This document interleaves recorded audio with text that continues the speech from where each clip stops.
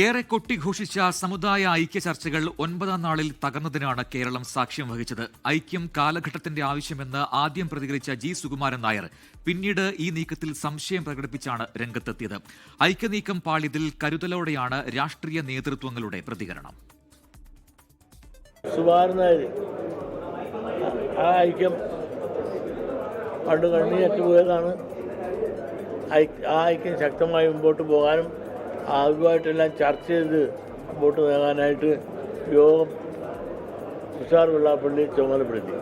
SNDP NSS ഐക്യത്തിനോട് ഞങ്ങൾ യോജിപ്പുണ്ട്. അവരുമായിട്ട് ഇപ്പോൾ അനൈക്യമൊന്നും ഇല്ലായിരുന്നു. ഈ കാലഘട്ടത്തിന്റെ ആവശ്യം അതായതുകൊണ്ട് SNDP അത് ഉന്നയിക്കുന്നു, NSS അത് അംഗീകരിക്കുന്നു. 1.5 പതിറ്റാണ്ടിനു ശേഷം SNDPയും NSSും മുഴക്കിയ ഐക്യകാഹള ആഹ്വാനത്തിന് ദിവസങ്ങളുടെ ആയുസ് മാത്രം. വലിയ സാമൂഹിക മാറ്റം ലക്ഷ്യമിട്ട് വെള്ളാപ്പള്ളി നടേശൻ നടത്തിയ നീക്കങ്ങൾ പത്മ പുരസ്കാരം തന്നെ തേടിയെത്തതിന് പിന്നാലെ പൊളിഞ്ഞു.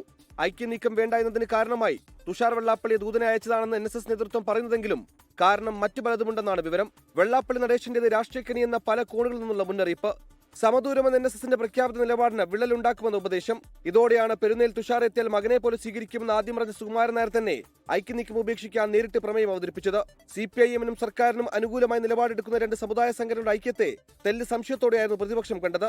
നിലവിലെ സാഹചര്യത്തിൽ ഐക്യം തകർന്നത് പ്രതിപക്ഷത്തിന് ആശ്വാസമെങ്കിലും കരുതലോടെയാണ് പ്രതികരണം.